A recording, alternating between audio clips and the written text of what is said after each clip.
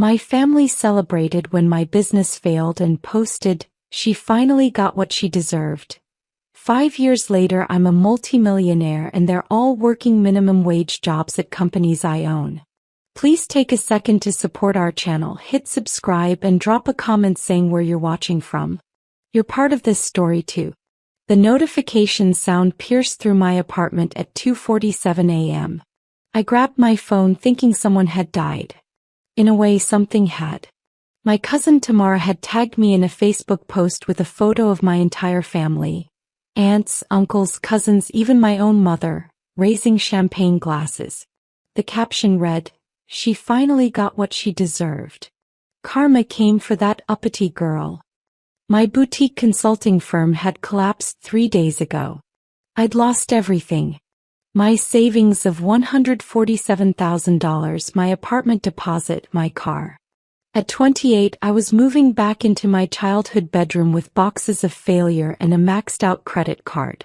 But seeing them celebrate, that shattered something deeper than bankruptcy ever could. I scrolled through the comments. My Aunt Rochelle always thought she was better than us with her fancy degrees. Uncle Fabian, pride comes before the fall, baby girl. My mother, my own mother, had simply liked the post. No comment. Just a thumbs up to my public humiliation. My hands shook as I read my brother Darnell's comment. Tried to warn her. Family business wasn't good enough for Miss MBA. Now she's gonna learn. The post had 247 reactions. Every single one from family members I'd helped, supported, lent money to. I'd co-signed Tamara's car loan 2 years ago. He was still driving that Honda. 12 hours later, I stood in my childhood kitchen while Mama made breakfast like nothing happened. The smell of bacon usually comforted me. Now it made my stomach turn. I held up my phone. "You saw this, right?" She didn't even look up from the stove. "Baby, you know how Tamara is. She didn't mean nothing by it." "You liked it, Mama. You liked a post celebrating my failure." She finally turned, spatula in hand, her face hard. "What do you want me to say, Lillian?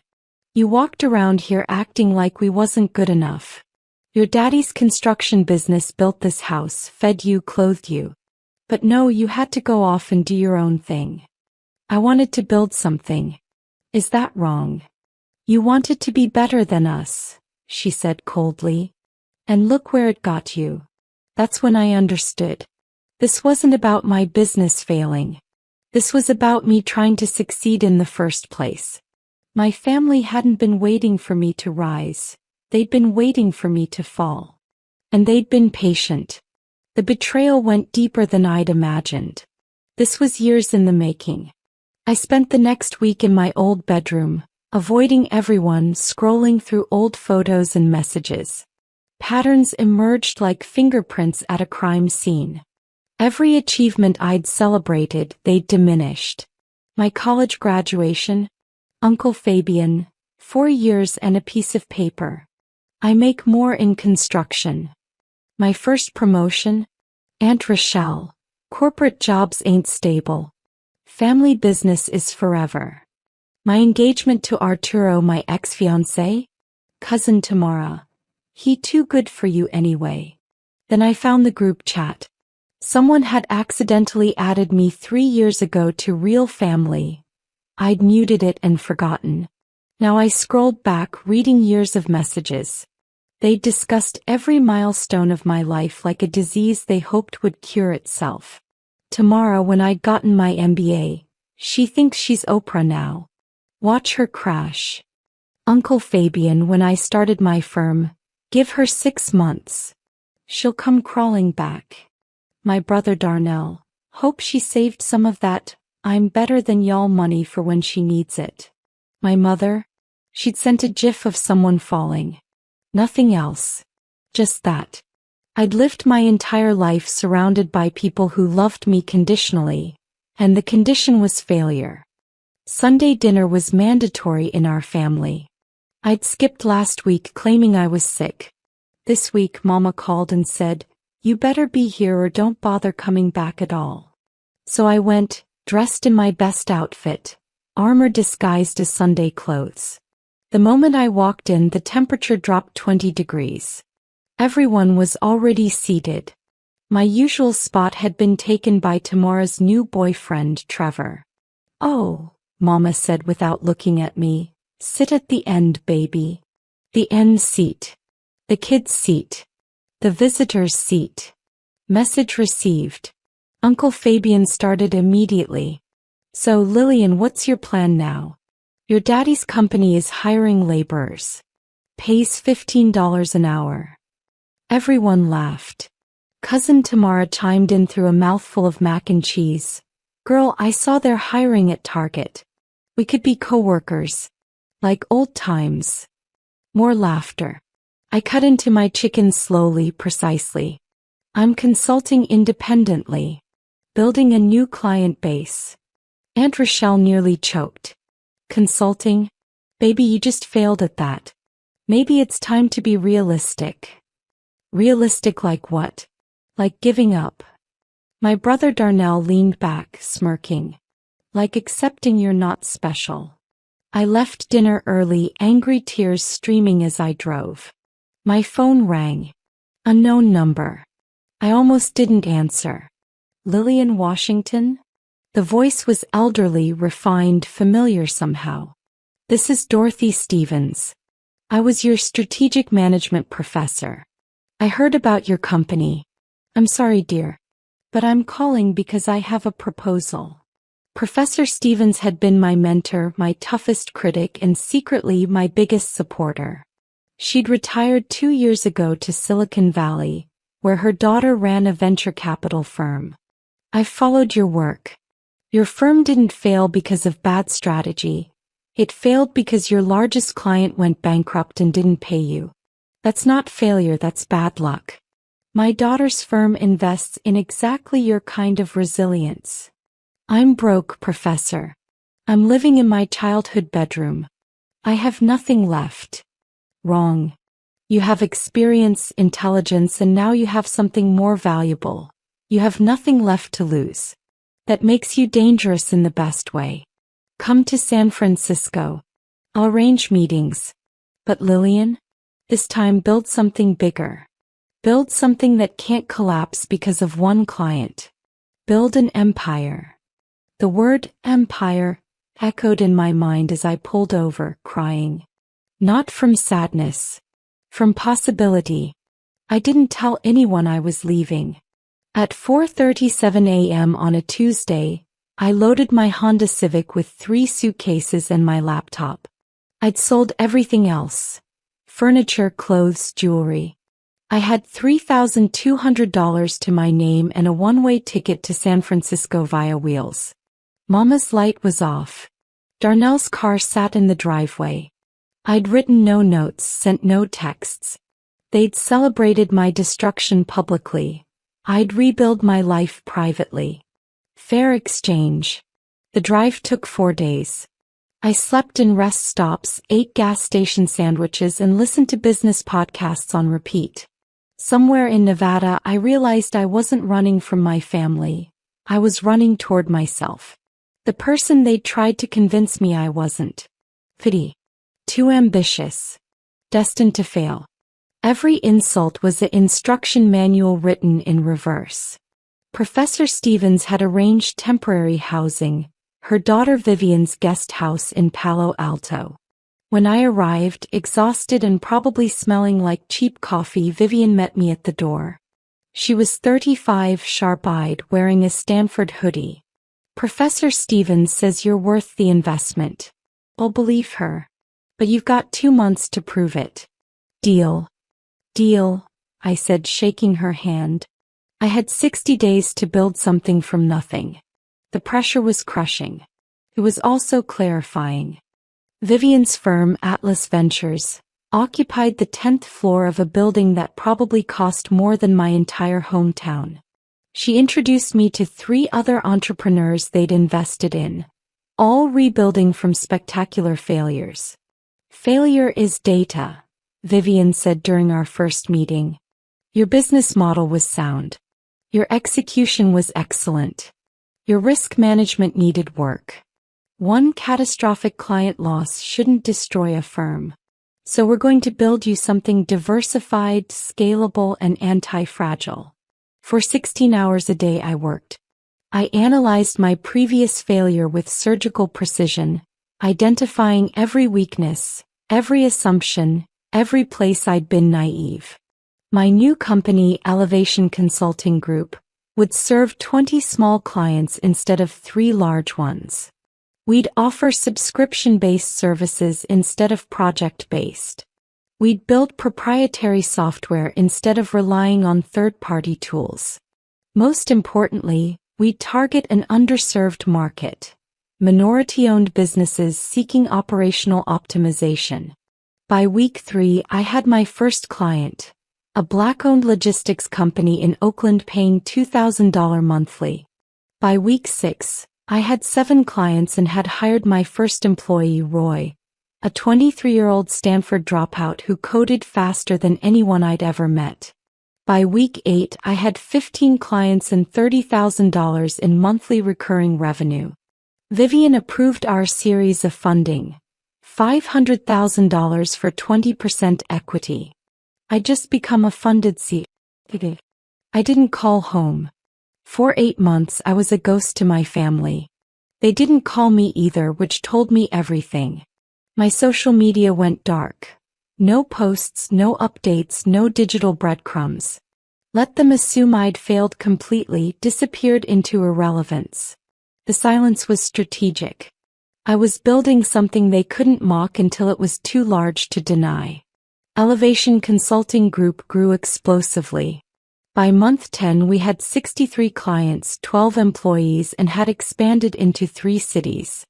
By month 14, we developed proprietary AI-driven analytics software that revolutionized how small businesses optimized operations. By month 18, Fortune 500 companies started calling. Microsoft wanted a pilot program. Google requested a meeting. My little consulting firm built from spite and survival was becoming an industry disruptor. Then the acquisitions started. A struggling logistics company I'd consulted for was going under. I bought it for $200,000, restructured it, and flipped it for $1.2 million within 6 months. Then a commercial cleaning company. Then a staffing agency. I wasn't just consulting anymore. I was building a portfolio of businesses, each one another brick in my empire. Professor Stevens called it strategic revenge capitalism. I called it Tuesday. My net worth hit 7 figures on a random Thursday afternoon. I was in a meeting when our CFO slid me a note. Portfolio valuation, $2.1 million. Congratulations, boss. I didn't celebrate. I just scheduled more acquisition meetings. Year 3, I made a decision that my therapist, yes, I had a therapist now because building empires while processing family trauma requires professional help, called either brilliant or self-destructive. I was expanding Elevation Consulting Group to my hometown, Richmond, Virginia. Not because it was strategic, because it was necessary. I'd become successful in Silicon Valley, but I needed to succeed where they'd predicted I'd fail. I needed them to see it. We opened a regional headquarters in downtown Richmond, a gleaming office space in a renovated tobacco warehouse. 23 employees, all local hires. We immediately began consulting for Richmond-based businesses and acquiring struggling local companies. A family-owned catering company drowning in debt? Acquired, restructured, profitable within 4 months. A small construction firm losing contracts to bigger competitors? Acquired, modernized, doubled revenue in 6 months. That construction company? It competed directly with my father's business. I didn't plan it.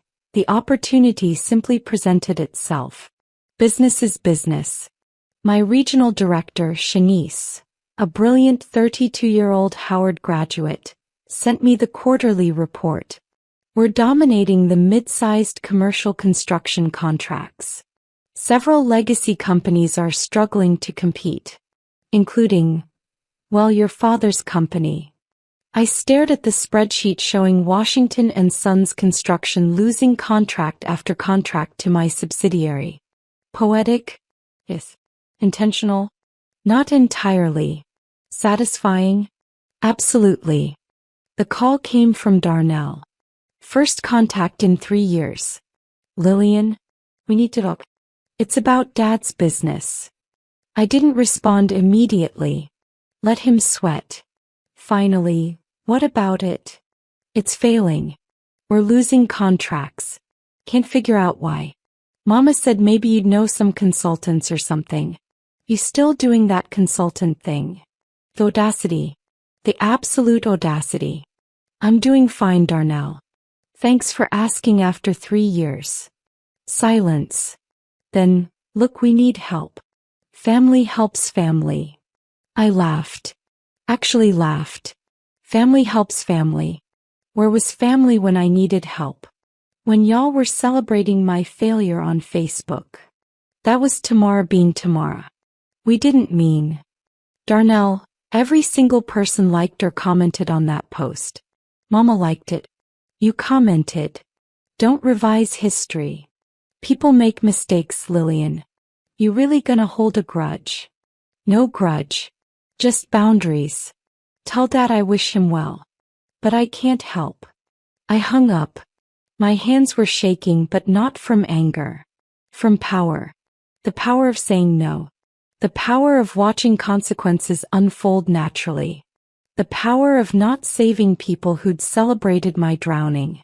Shanice knocked on my office door. Boss, Washington and Sons just lost another major contract. To us. I know, I said. Submit the proposal for the Jefferson Avenue project too. That's their biggest remaining contract. I know. The Richmond Business Journal's annual 40 Under 40 ceremony was held at the Omni Hotel. I'd been selected but had initially declined. Vivian convinced me otherwise. You're hiding. Stop hiding. Let them see what they lost. So I attended wearing a custom navy suit that cost more than my first car, accompanied by my boyfriend Julian, a corporate attorney I'd met at a fundraiser who looked like Idris Elba's younger, taller brother. The moment I walked in, I felt eyes. Whispers. Recognition dawning on faces I'd known my whole life. The program listed my bio. Lillian Washington, 31, founder and CEO of Elevation Consulting Group. Portfolio valuation $8.7 million. Oversees 127 employees across 8 cities. During my acceptance speech, I kept it professional. Thanked mentors, employees, investors. No family mentions. That absence spoke volumes. Afterward, the networking portion, I was surrounded by Richmond's business elite. And then I saw them. Uncle Fabian, Aunt Rochelle, and Cousin Tamara, dressed in their Sunday best, hovering near the hors d'oeuvres like they'd crashed a party they weren't invited to. Which they had. This was a ticketed event. Expensive tickets. Uncle Fabian approached first, big smile, arms open. Lillian. Baby girl. We didn't know you were back in town. Look at you. I stepped back before he could hug me. Uncle Fabian. My voice was ice. His smile faltered. Tamara tried next, tears already forming. Girl, I've missed you so much. We all have. I'm so sorry about that Facebook thing. I was going through. Don't, I said simply. Just don't. They found me in the hotel lobby. All of them. Mama, Darnell, Uncle Fabian, Aunt Rochelle, Tamara, even cousins I barely remembered. A family ambush, orchestrated with the same energy they'd used to celebrate my failure. Mama spoke first, her voice breaking. Baby, we need to talk. Can we go somewhere private? No. Say what you need to say here. Lillian, please. We're family. You keep using that word. I don't think it means what you think it means. Darnell stepped forward, angry now. You really gonna act like this? We raised you, fed you, loved you. You loved me conditionally. And the condition was that I fail. When I succeeded, I became the enemy. That's not true, Mama said, crying now. We were just surprised. You changed. Got all corporate and distant. I changed. Or I grew. And you couldn't stand watching me outgrow the limitations you'd accepted for yourselves. The lobby had gone quiet. Other attendees were watching. Good. Let them watch. You celebrated my business failing. Publicly. You made it a party. Champagne glasses and everything. Tamara sobbed. I was jealous, okay? You had everything, the education, the confidence, the opportunities. I felt left behind. So you tore me down instead of building yourself up. That's not my problem, Tamara. That's yours. Uncle Fabian tried a different approach. Look, baby, we messed up. We're sorry. But we're struggling now.